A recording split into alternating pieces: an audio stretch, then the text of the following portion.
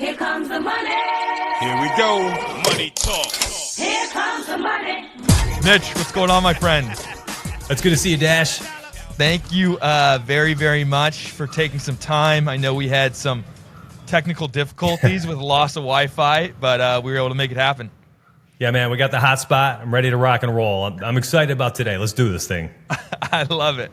I love it. I can feel your energy, and more importantly, I can feel heat radiating through the screen, given how hot you've been. You are, I believe, a little 125 and 64. Yeah. We 1.8 units in the last 3 weeks. That works. It's been a run, man. We call this a scorched earth heater. That's what we call it in Discord.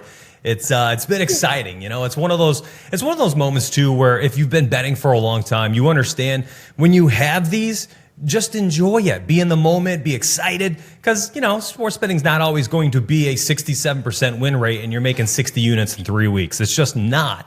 But it doesn't have to be bad either. So today I'm excited to kind of talk about all those different assets, different facets of all things sports betting. So beautiful. Well, I'm fired up to dive into your background and how you found sports betting in general. I know people want to hear, how does somebody get in a position like you where they're able to profit that much in such a short period of time? Yeah, no. So I've had an interesting journey, and I don't even think you and I have spoken about this before in our many conversations as I blow up your cell phone on the weekends. Man, I actually started off in 2016, and I was doing daily fantasy sports. And I had no following. I was a full-time teacher, elementary school, 13 years in, and I was like, man, I just love DFS. And I'm playing a ton of volume of DFS. I was basically doing it professionally on the side. And I was like, you know what? All my friends are always looking for my emails. I send them emails, big write-ups, you know, big articles based in an email. And I was like, well, maybe other people want to listen. So I started posting stuff on Twitter, started doing some blogs, and won a couple awards doing blog format. And I was like, this is fun to write. I enjoy this, but let me get on the screen. Let me get behind a microphone and let me have some fun. So I started podcasting out of my car. And I was able to parlay that into podcasting out of my closet. So I podcasted out of my closet for a few years. Somewhere along the line, everything just kept getting better and better. And people wanted to hear what I had to say. And I was winning enough money on the side that I hit the eject button on teaching. And here I am. And you mentioned in the beginning, my energy, I can't help myself, Dash. And I know I blow up your phone, everyone's phones. Everything's getting blown up. You know, Discord blows up. Twitter pics are blowing up. I can't help myself. I go a mile a minute. And I think that's part of the thing that helps me kind of stay up here, you know, and you got to stay up this high at that level to be able to continue to be profitable and, you know, at the very least have the right mindset even when you're not.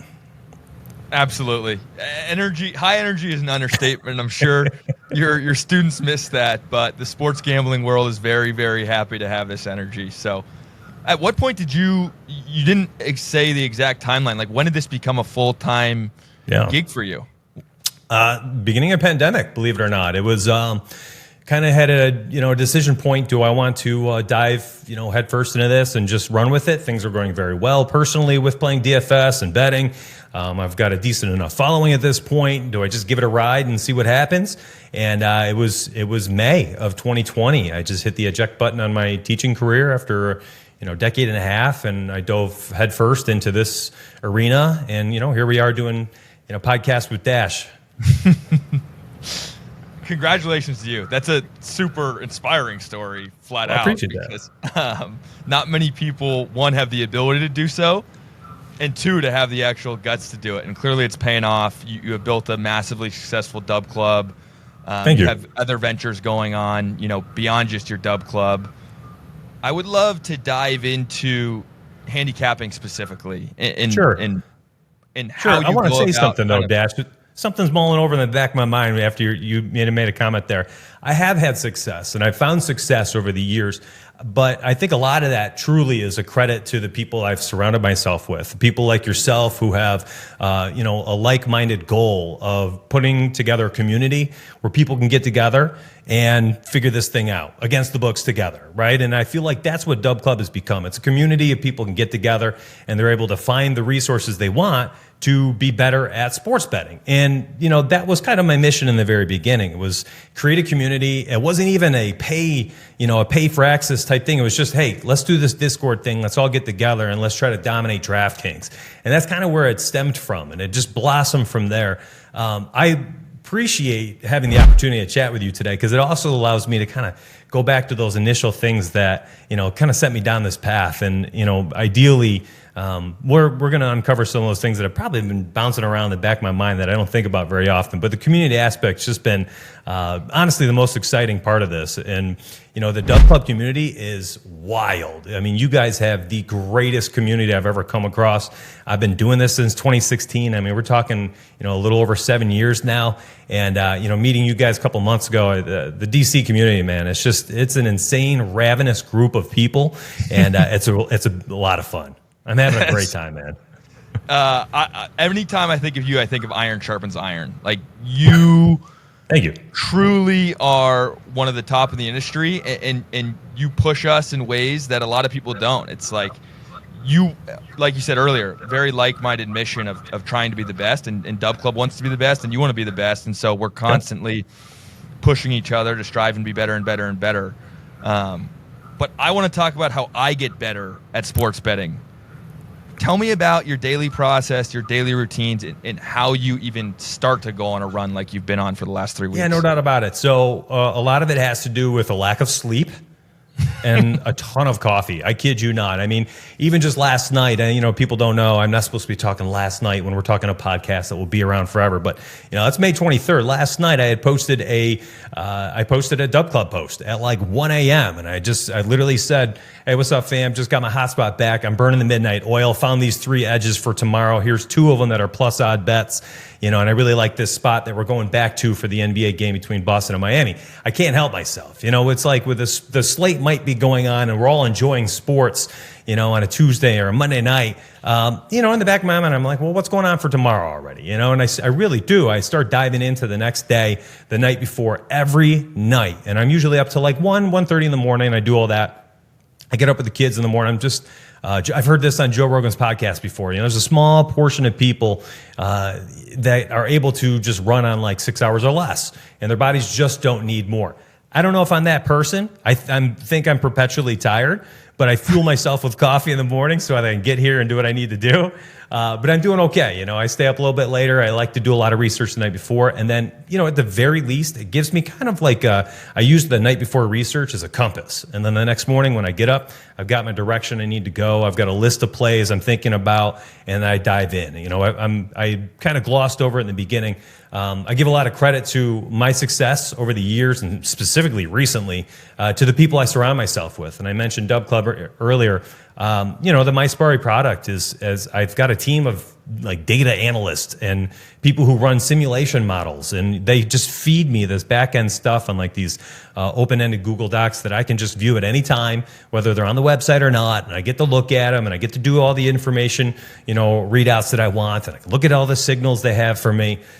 So I have a very strong team around me that allows me to kind of identify places where there might be an edge based on, just the odds themselves across books, being plus EV or data-driven. I have a very big data-driven background. I mean, I started at NRFI about 6-7 years ago. It's a data-driven analytics website for DFS, and that's when I was doing daily fantasy sports.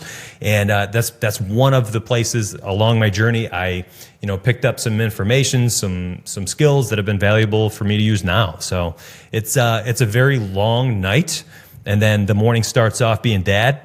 Kids get to school, and then it's more just diving in and making sure I'm able to kind of I guess pick out the diamonds in the rough, because when you've got thousands of props, there's always going to be a play that somebody else says this is a great play, somebody else says I don't like it, so you got to kind of weed through that all and figure out which ones are the actual gems. Yeah, that's super interesting. And so the models and trends, that's all stuff that you rely on. Is there one in particular that you lean on the most? Is it your gut feel? Kind of what makes the final decision when putting out that slate at the whether it be the night before or the morning of? Yeah, no, I'm not a big like tummy tingles guy. If I feel it in the gut, I'm not like, oh yeah, I love this play. That certainly plays an aspect to it. We're all degenerates to a sort when we're talking about our tummy tingles and good feels. But honestly, I lean heavily on the data-driven aspect. And then largely what I will do is when I've identified a list, and I kid you not, my list dash it's 25, 30 plays. And it's massive. And then I have to cut it down from there. And there's two things I do. I start comparing all of the lines, and I want to find the ones that have the best odds. Like, there might be a phenomenal play at minus 130, but if I have a very similar level of probability in my mind or based on the model, and it's minus 120, the minus 120 bet is the one I'm going to post, not the minus 130. The minus 130 you need to hit, what is it, like 52.5% of the time to even break even. So you want to have, as close to even or even plus odds as you can on the majority of your picks if you want to be able to profit long term. Now, last year I had over, and I wrote this down beforehand because I just want to bring it up. I think it's important. I had over 3,000 documented wagers, had a Google Doc last year, 326.3 profitable units. The win rate was 56.7%. Now, that 56.7% win rate, and you could tell, I can't help myself. I start nerding out when I talk about numbers. That 56.7% win rate, that's on majority of probably like minus 110 to minus 115 type odds. When we had sorted them out to see where all the odds were, you could start to see as the year went by, and I think I built up some, I don't know, maybe I was getting a little bit more courageous after I had some confidence after the first 6 months of the year going very well. I start taking more shots at plus odds. Once you start doing that and you believe in yourself a little bit more, I think that's when you really start to profit. You be disciplined and you got to be confident. And even this morning, I posted two of my first three bets were plus odd bets. One of them was a plus 161 on Pinnacle. So, I mean, when you believe in what your process is and you feel like you've got this stuff honed in, odds to an extent are irrelevant. You just don't want bad ones. You just don't want like minus 140s and minus 150s filling up your list. It's just not going to be profitable long term. So I don't know how I got down this tangent, but it doesn't matter. Here we are. No, it's super interesting. And I'm curious how you value parlays versus straights. Mm-hmm. I know when you send out your slates, it's high volume and you give your subscribers the ability to mix and match where they want. You also send like preset pairings out.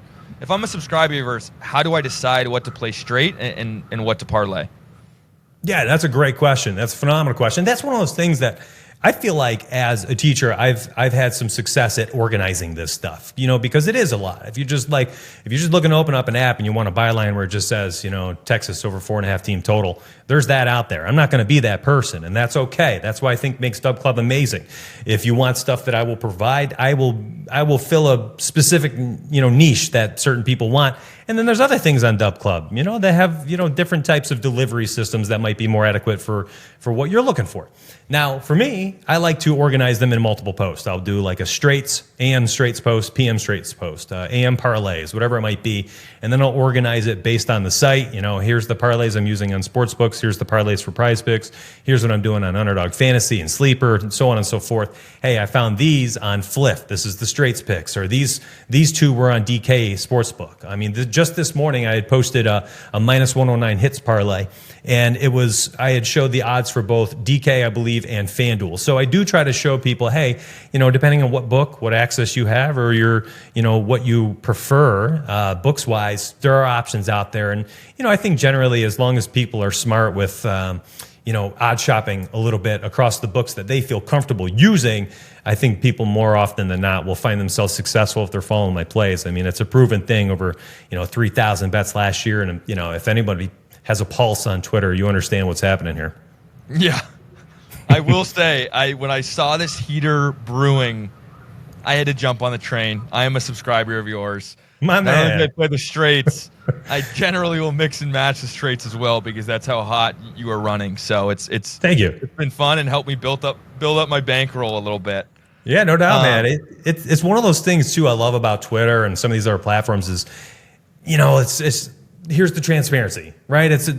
I start every single morning post off with the results from the night before and then the updated units for everything. Prize picks plus 53 units since April 27, sleeper picks plus 68.7, and they're astronomical numbers. I mean, anybody who hears that, they're thinking, cap, that's a cap, right? Or whatever the cool kids say, no cap, no, whatever, man. People would see that and they think, nah, there's no way. But you literally just go back on Twitter or go back through the Dub Club posts, and you're going to see, hey, last night or 2 nights ago is 125 and 64 plus 61.8 units, and then you're going to see the very next night it's updated with whatever it says right above that or right below it and the record, and it shows little check marks and thumb downs. I do the whole 9 yards because transparency is everything. When I was doing this on my own, I was also using a lot of other people's resources back in the day before, when I was not doing company stuff. I'm talking 2018, 2019. And if there was not some type of massively transparent aspect on multiple avenues, I wanted nothing to do with it. Show me those recaps on Twitter. Send me that email recap as well so that I can go back and track this. One thing we provide in my Discord is we provide like a unit tracker. So I encourage anybody who tails me, jot that stuff down in the tracker we have. You guys can track it yourselves and you'll see it all. It's like, why wouldn't I? And I'll say this, Dash, not to throw shade at anybody else, but if you're good at your job and you're good at being a capper, why would you not want people to track what you're doing? I want people to track this. I want them to take the bets that I have made over the past 3 weeks, and I want them to throw that in their Pickett. I want them to throw that in their Google Doc, their Excel file, and I want them to see the readout at the end, be like, dang, he's smashing right now. I am up, and maybe they didn't catch all the lines I did, so maybe they're up 45 units. Like, if they don't see that based on the transparency aspect or them tracking it, that sucks for me because that's a major selling point, Ash. I mean, if you're sitting there tracking Mitch's bets, I mean, you might be down overall in your bankroll, but then you only have you to, point at and be like, oh, well, that's because I was, putting together these 8-leg parlays, or I was doing this with this other capper over here, but here's my tracker of Mitch's, and it's 125 and 64, plus 61.8 units. And it's all out there in the open. So I think transparency is absolutely key. And, that's, if you're a good capper, you should want every single person under the sun to know exactly what your results are. That's one thing that I love doing is just checking in, after a big night for you from time to time, just checking on your Twitter and seeing the testimonials on your recaps. You have, up to 10 comments of people saying, hey, thanks so much. Hey, that was an insane night. So good. Hey, that was so much fun. And so people are, it's not just me that's enjoying these plays. We'll put it that way. It's the many hundreds of subscribers that you have as well. I think that's the, I mentioned this in the beginning, the Dub Club community. I had a pretty solid community beforehand, before I met you guys, before I latched on. I feel like Dub Club community just amplifies things. I would get DMs, I would get people who would tag me in Discord and say, hey, Mitch, I tailed X, Y, and Z last night. Thanks for the profit. That has amplified tenfold since I joined up with Dub Club, and since I've seen, the community kind of rally around me, and it allows me to, I guess, honestly, it doesn't really allow me. I think it invigorates me a little bit to stay up till 1 a.m., because I'm in the middle of slate. Things are going great, but Kodai Senga's pitching tomorrow. Let's go look at him and his 0.44 walks per 9 innings rate against the team like the Cubbies with the 6th highest walk rate against righties, whatever it might be. And that gets me fired up, and there I am at 1 a.m. And I feel like, to be honest, if I didn't have that feedback on Twitter and Discord or wherever it might be, do I have that extra kind of oomph, that little energy, that pat on the back to do that every night? I don't know. I think the Dub Club community honestly has catapulted my game to another level. I don't know if I would have gotten to this level without DC, and it makes me happy to be here every single day. And I'm so pumped up every day to do this stuff now, even more so than I was, 6-7 weeks ago before I met you guys. This is just like it's another experience for me. It's so fun hearing the passion in your voice. What's the saying? It's like, if you enjoy what you're doing, you never work a day in your life. And I truly feel that with you. I feel like every time I talk to you, you have the same awesome energy, whether you're, hot as the sun or whether you're cold. Like, it's the same kind of flat line.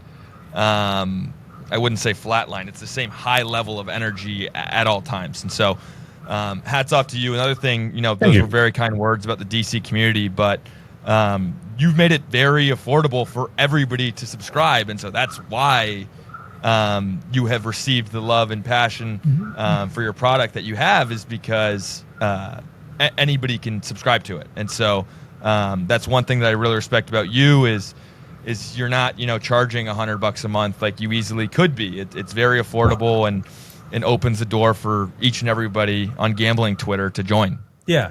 Yeah, no, you make a great point. I think part of that, for me, when I initially set those price points, listen, it feels like every couple months another state gets legalized, which means you're going to have a bevy of new users who likely the majority of them are new sports bettors. I feel like it's totally unfair to say, hey, it needs to be reach deep into your pockets if you want these good picks. Come on, man. Like, we can make this affordable. We can do this together. It's not like I'm against these people. We're all playing the same thing against the book. It's not daily fantasy sports, right? I don't need to charge $100 a month for DFS because I'm also going to be competing against my subscribers. No. If I'm posting something, we all get to go together against the sports book. That's the best part. And listen, Dash, my dad is totally into this stuff now, right? He used to do the DFS with me. Everyone calls him Donuts Dad on Twitter. They call him Donuts Dad in Discord. It's cool, right? There's a lot of people who are experiencing sports betting right now. And I feel like they're doing it for the first time legally. And if their first experience is someone just out there like fleecing them, making it really hard to understand and what they're supposed to do with the plays that are posted. Like, what kind of experience is that? How's that going to help them be a profitable bettor? I don't care if the picks are awesome. If there's no clarity involved in what to do with the picks, and if the price point's too high, people are going to get discouraged. They're going to lose their money, and they're not going to get their money back based on the picks profit. So, you get a lot of novice sports bettors who start off, $1, $5, $10 bets. So you can't be charging, 10 units for what their excess will be. You got to make it affordable and just go from there. Love it. I didn't mean to go to, I don't want to throw shade at other companies. Everyone has their own reason for their price points. Personally, for me, I should just speak positively here. Personally, for me, there's a lot of new people out there, a lot of new sports bettors getting their feet wet. I don't want to be somebody who takes advantage of that group of people. I want to be a safe place for that user base, and everything else, let the chips fall as they may. Absolutely love it. I have one final question for you, and it absolutely relates to what we just talked about, and that is, what would advice for newcomers to the sports betting industry be? Mm-hmm. I mean, coming from one of the great masterminds himself, what would your advice be to those folks? If you're a new sports bettor? Yes. Okay. So first thing I'd say is, set a bankroll management kind of game plan. This is something I talk about with members as well. I think you need to know what your bankroll is, or what it's going to be, what you're comfortable with before you can do anything. Because once you have that bankroll set and you're like, all right, I have X amount of dollars, well, then you know what your unit size can be. And then you're going to know every day my unit is this. And then you can see, oh, Mitch is going to have 10 to 12 picks per day or so. All right, you know what? Maybe I don't want my unit size to be that. I'm going to have that number so that I can put all 12 picks in. And so it's, I think, setting your some type of bankroll management system up. There's plenty of different ideologies out there. Generally, I try to stray away from telling people how to manage their money. It's their money. Do what you want with your money. Personally, I try to make sure that I'm staying on the lower end of the percentage of my bankroll for each unit. And, I advise anybody, or I suggest that any new sports bettor, they start there. Make sure you're protected before you dive in, or you're going to lose some money. And, there's no reason to lose money when the picks are this successful. Be disciplined, have a bankroll management style set up, and, that's a recipe for success. It's going to put you in a good place to be profitable at the very least. That's perfect. I mean, I feel like, we've interviewed 15 handicappers on the show thus far, and that's been the common thread. So anybody out there listening, proper bankroll management. Listen to guys like Mitch, because they're giving you gold. Yeah, it's true, though. I mean, you can have a really profitable week, right? And let's say you've got your bankroll management set up, and you know what your unit size is, and you've set a unit cap of 6 units per day. You're not going to do more than whatever, however you set it up. and then you got a great 5 days. Saturday rolls around. You're out with your friends, and you throw down some extra units, and you give back that profit. Now that profit margin is small, right? We're talking, even last season, it's like if you had had a really good week, or even just this past few weeks, I mean, that's 61.8 units, and you could blow through that in a couple days. You're just tossing some parlays, and I think the one thing that people get in trouble with is, they'll have a losing day and they'll say, ain't no thing. I won 5 straight days before Saturday. I'm going to get it all back on Sunday. So what do? Dash, they double down on that Sunday, thinking they're going to get back those Saturday funds. And they have that L right there. Then they're thinking to themselves, I'm not going to lose 3 days in a row. Won't happen. And they get in this bad cycle where they're just giving back profit. So being disciplined, I'm happy to hear that, all the other cappers who come on the show are saying the same thing. It should be the very first thing that most sports bettors, especially beginners, really buckle down, focus on before they even do anything else. All you newcomers to the sports betting industry, listen. Mitch is hitting the nail on the head. Mitch, it was awesome having you. I can assure you this will not be your last appearance on DubCast, so thanks so much for taking the time. Everybody go follow Mitch at DFSnDONUTS on Twitter and subscribe to his Dub Club through the link below. Thanks, Mitch. Thanks for your time. Dollar, dollar.